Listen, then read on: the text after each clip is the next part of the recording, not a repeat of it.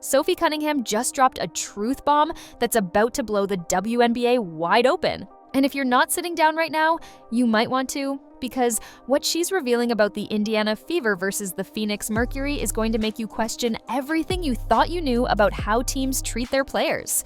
But here's the kicker. There's something happening behind the scenes that nobody's talking about yet. So before we dive into Sophie's shocking revelations, make sure you hit that like button if you want to see more insider WNBA content like this. Let's start with the bombshell that has everyone talking. Sophie Cunningham, the 28-year-old guard who just became Indiana's enforcer and social media sensation with over 1 million TikTok followers, recently sat down with Bravo's Wes Wilson for a conversation that nobody saw coming. What started as a casual chat about living arrangements turned into one of the most eye-opening revelations about the massive differences between WNBA franchises.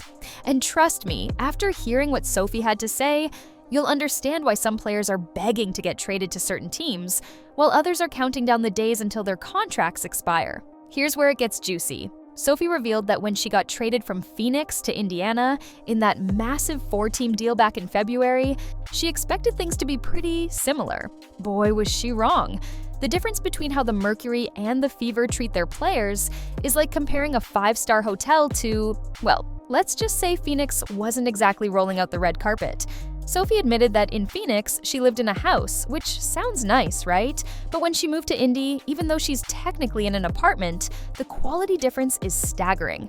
She specifically said the team housing in Indiana is bigger and better, and that's not even considering the different real estate markets between Phoenix and Indianapolis. But wait, it gets even more interesting. Sophie broke down exactly how this whole system works when you get traded. And folks, this is information that teams definitely don't want you to know about. When a player gets traded, the new team pays for everything: shipping your stuff, moving your car, all your bags. Sophie said she was lucky because she had months to prepare, but imagine getting traded with just 48 hours notice. The team handles it all. Then you get to choose between team housing, which is completely free. Yeah, you heard that right, rent-free living, or you can take a monthly stipend if you want to buy your own place. Sophie's living expense free except for her phone and car payment. At 28 years old, she's basically banking her entire salary. Talk about financial freedom. Now here's where Sophie really spilled the tea. She straight up said that Indiana really takes care of their players, and Phoenix did a good job in her last 2 years there, but then she dropped this bomb. There are some teams that are, quote, not great, unquote. She didn't name names, but if you've been following the league, you know exactly which teams she's talking about. The ones where players mysteriously request trades or refuse to re-sign. The ones where team morale is always in the basement. Sophie's confirmation that this disparity exists is huge because it directly impacts player performance and happiness. Speaking of happiness, let's talk about what else Sophie revealed that has the internet going absolutely wild. When asked about supporting other Indianapolis teams, Sophie had to address the elephant in the room, the Colts. And her response? Absolutely savage. She said, and I quote, "I'll never even look at the Colts." Then she threw in this zinger about Daniel Jones being their new starting quarterback with a sarcastic "Congrats Indianapolis." It's very exciting. The shade was real, folks.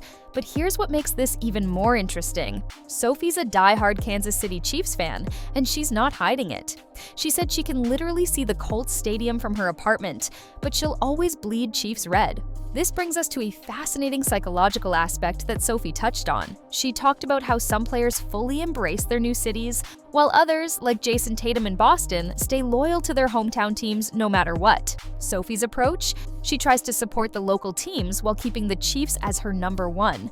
She's become a Pacers fan, she'll go to Colts games to support the city, but if the Chiefs and Colts play each other, Chiefs all the way, no question. She even admitted that when she went to Arizona Cardinals games, she spent the whole time comparing everything to how much better Arrowhead Stadium is. The tailgating, the fans, the atmosphere, nothing compares to Kansas City in her mind, but here's where things take a dramatic turn that nobody saw coming. While Sophie was dropping these truth bombs about team treatment and city loyalty, she was also dealing with something much more serious behind the scenes. On August 18th, 2025, during a game against the Connecticut Sun, Sophie's season came to a devastating end. In the second quarter, the Suns' Bria Hartley tumbled into Sophie's right leg, and Sophie immediately clutched her knee.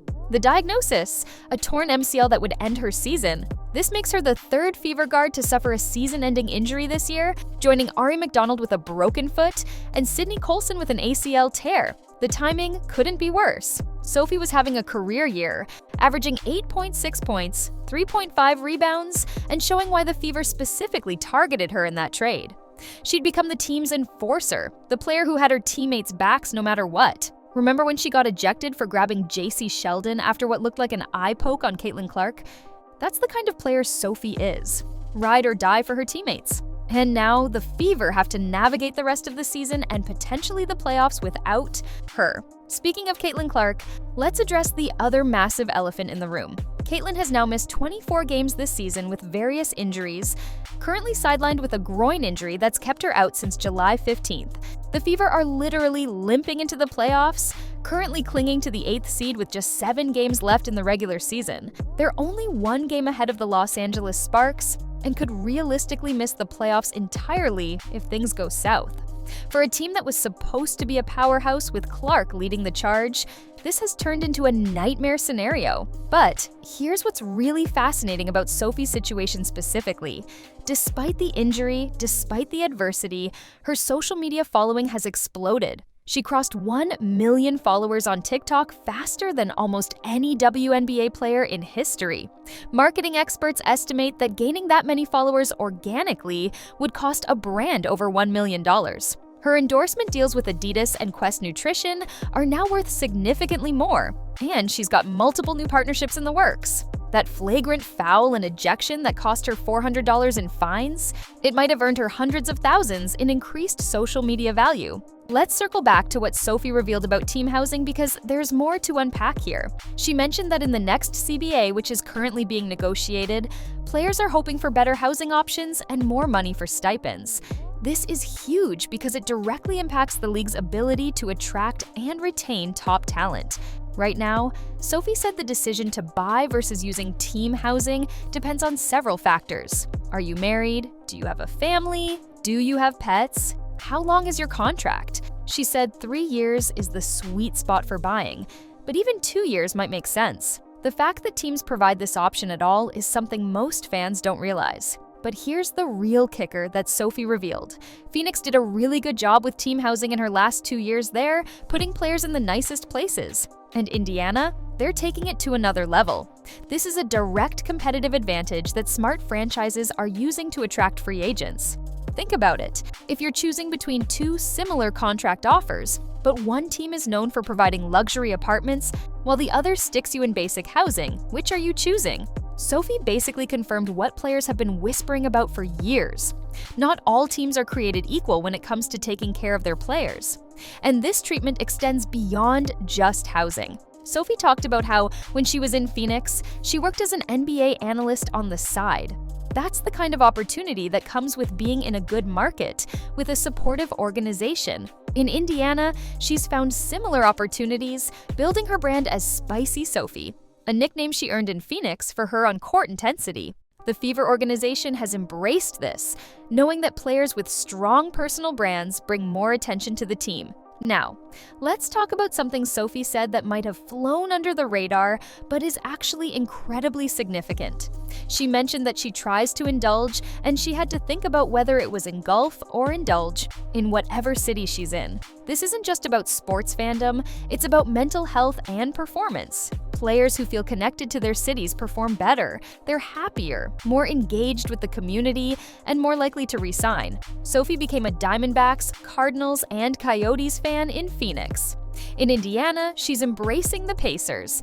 This kind of buy-in is exactly what franchises want, and the smart ones make it easy for players to fall in love with their cities. The conversation also revealed something interesting about the WNBA's growth. Sophie living rent-free while making a professional athlete's salary is possible because the league and teams are investing more in player comfort and retention. This is a far cry from the early days when players had to work second jobs in the off-season just to make ends meet. The fact that Sophie can focus entirely on basketball and building her brand is a sign of how far the league has come. But let's get back to the current situation because it's getting more dramatic by the day.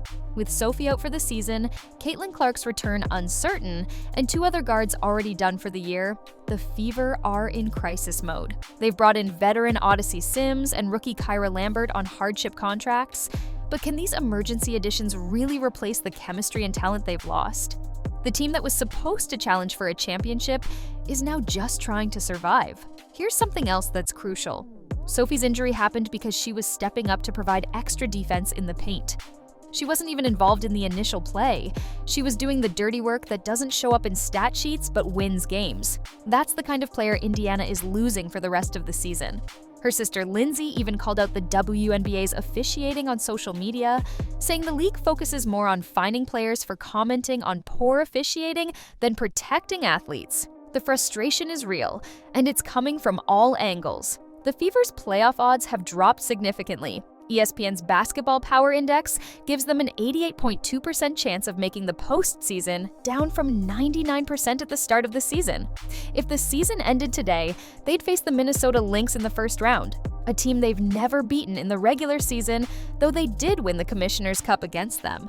Without Sophie's defense and intensity, without Caitlin's playmaking, how can they possibly compete?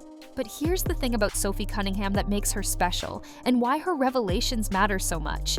She's not just talking about amenities and perks. She's pulling back the curtain on how player treatment directly impacts competitive balance in the league. Teams that invest in their players' comfort and happiness get better performance and attract better talent. It's a cycle that creates dynasties and destroys others. As we wrap up, remember that like button if you haven't hit it yet, and definitely subscribe because we're going to be following this story as it develops. The Fever season hangs in the balance, Sophie's recovery will be watched closely, and the revelations about team disparities are sure to influence the ongoing CBA negotiations. The bottom line, Sophie Cunningham just exposed a truth that could reshape how we think about WNBA franchises. Some teams get it. They understand that treating players well isn't just the right thing to do. It's a competitive advantage. Others are still stuck in the past, wondering why they can't attract or retain talent. As for the Fever, they've proven they're one of the good ones. But with their season on life support due to injuries, all the nice housing in the world might not be enough to save their playoff hopes. Sophie's living rent-free in Indianapolis, but the real question is whether the Fever can afford the cost of losing her and potentially Caitlin Clark when it matters most. This story is far from over, and something tells me the biggest revelations are yet to come.